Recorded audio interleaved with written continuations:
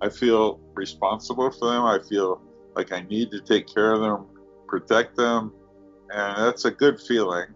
Everyone has responsibilities, some of which are given to us and others which we choose. Whether it's doing chores, showing up to school or a workplace on time, paying bills, taking care of children, or ducks, as is the case for Jerry Coyne, the man many know as the caretaker of the Botany Pond ducks at the University of Chicago. I had been here since 1986. Um, so that was like 30, 31, 32 years. And there had always been ducks there, but I just never noticed them. And now I could kick myself about that. But it was 4 years ago, which I suppose is 2017. And why, I don't really remember. I know that I started taking care of them when I saw Honey with 4 of her offspring. They were not tiny babies, they were like half grown. And I just thought, well, maybe I should feed them or take care of them a little. So I got some bird food and I fed them, and they were very tame, and they came up to me and Honey would eat from my hand, and I got corn. And soon, people began to notice that I was feeding the ducks, and particularly the labbies. They would come to the pond in the summer, because this was in the summer, and they'd see me feeding the ducks, and the teacher would, ask, can I photograph you feeding the duck? Can you tell us a little about the ducks? And I could lecture the kids, and back then I could have like 20 lab school students, probably about 9, 10 years old, arrayed around the pond, each one with a handful of duck food, feeding them, and ducks eating out of their hand. And that was fun because it sort of fulfilled my desire to be a teacher.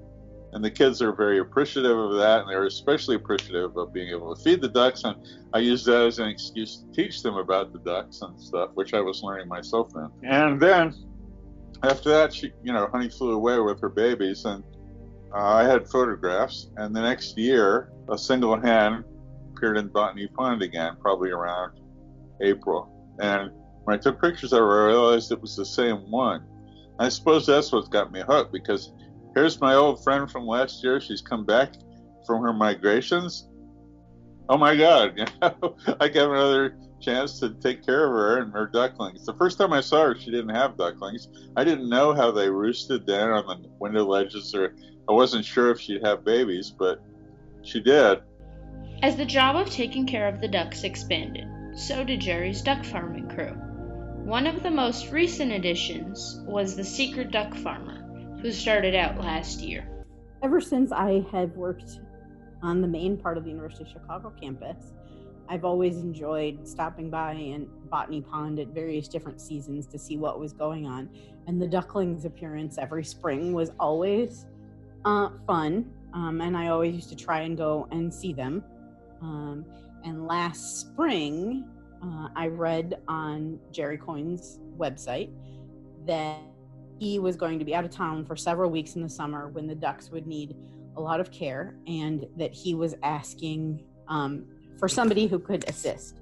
And I volunteered and said that I would be happy to do so, not at that point realizing how many times a day I would have to check in with Jerry, but that was still part of the fun. And I really got into there. And in fact, I went to see the ducks more often in a day than I needed to. I really was only supposed to do one feeding, but I was usually at the pond 2 or 3, sometimes 4 times a day, checking in on them, taking pictures, reporting to Jerry on how everything was going, and making sure that they had everything they need. Feeding them, I had usually the only feeding that I had for them was the last feeding of the day, which I would do around 4 or 5 o'clock. And the newest member of Team Duck, who joined this year, is me. Besides the appeal of hanging out with happy ducks, there's another big factor in what makes the duck farmers want to continue helping year after year, and that is Honey the duck. Last year we had 3 separate broods, and we had 28 ducklings. I believe Honey had 10 and 1 died. Last year, when I fed the ducks, she had a brood at the beginning of May last year, when I actually was officially oriented to duck feeding last year. it was almost the same time that Anna, the duck, showed up with another brood of ducks. So I got to see her interactions with another duck at the pond, and there were horrible fights, and Honey and her ducks were horrible bullies towards Anna and her ducks. And they would try to keep the smaller ducks from being able to eat, and she would chase both the babies and the mothers. But she was definitely the queen of the pond last year. A couple weeks into feeding the ducks last June, then another brood, Daphne, was the mother, showed up towards the end of June. And again, Honey and her brood, who now were almost fully grown, were just the bullies of the pond. Even as Honey's ducks started to fly and leave the pond, she still was pretty mean to the other ones, but she was definitely the queen of the pond. She definitely needs a special amount of attention. Last year, when we had multiple broods, we saw just how territorial and protective Honey could be of her babies, and those practices quickly spiraled when there was drama surrounding the hatching of her brood this year. First, we had two hens come to the pond, Honey, and the other one had a dot in her beak, so we named her Dot, and that became Dorothy. So we had Honey and Dorothy, two hens, which are female mallards, and a handsome drake named Wingman. So they all showed up at the same time, and they were basically inseparable. The three of them would go around together. And then, after a while, they disappeared. They disappear, and they come back, and they disappear, and they come back. And my duck friends told me, oh, well, the females are building nests and laying eggs, one egg per day. So they disappear and they'd lay an egg and they'd come back again. They were still friends and Wingman was there. And then one day they both stopped coming to the pond because then all their eggs had been laid and they were going to incubate them. So I knew then that 28 days, which is the gestation period for a mallard and an egg, from hence the babies would appear. I knew where they were both nesting. Somebody told me where Honey was nesting, which was on the east side of Airman, 2.5 floors up on a stairwell window ledge, and Dorothy was nesting 3 floors up on the opposite side of the building above the pond. So I knew that they were building nests, and in fact I could go up and see Honey's nest if I peeked through the window in the stairwell. So I put a barrier up there so she wouldn't be bothered. But you could see the eggs, beautiful green eggs in her nest.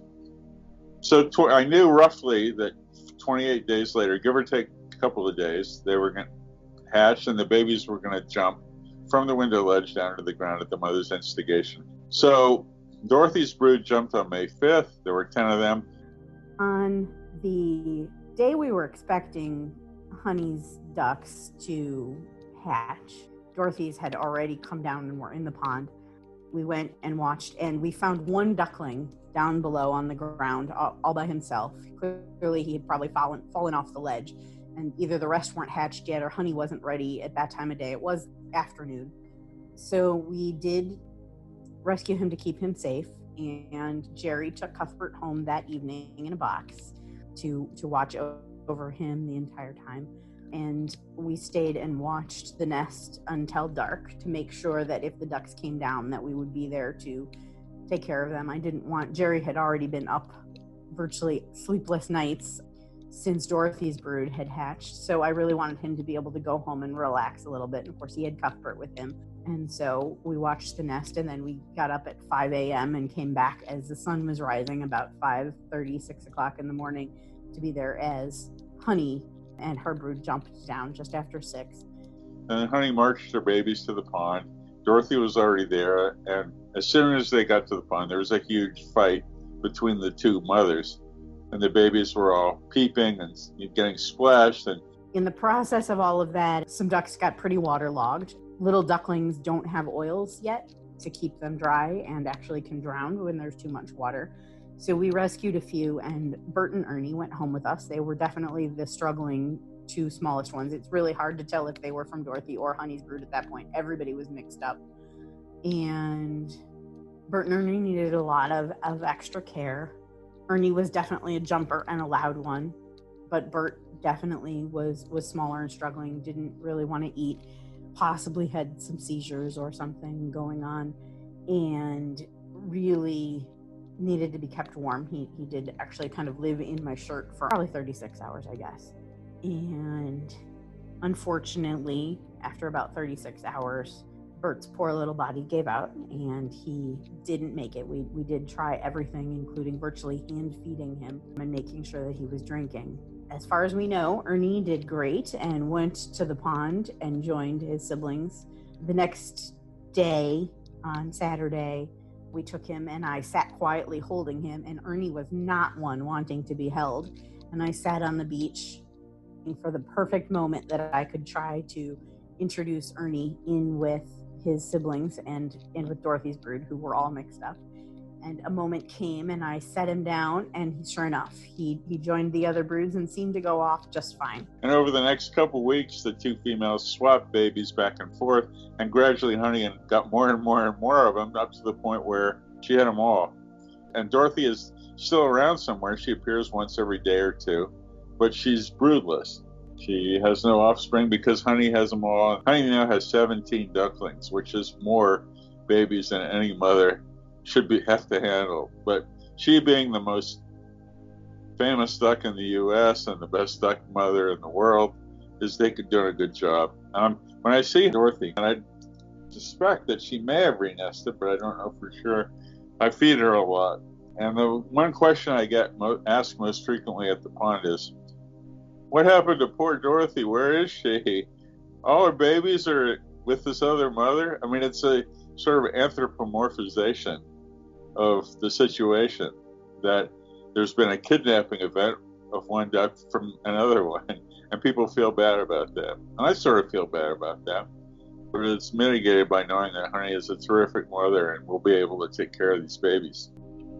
As the ducks continue through their simple lives, we are faced with the prospect of the new normal. The ducks continue to huddle for warmth and not wear masks, while we are separated from friends and family and have to change many aspects of our daily lives to help ourselves and others. The University of Chicago has used Botany Pond to ensure that those who may be physically removed from campus are not entirely removed.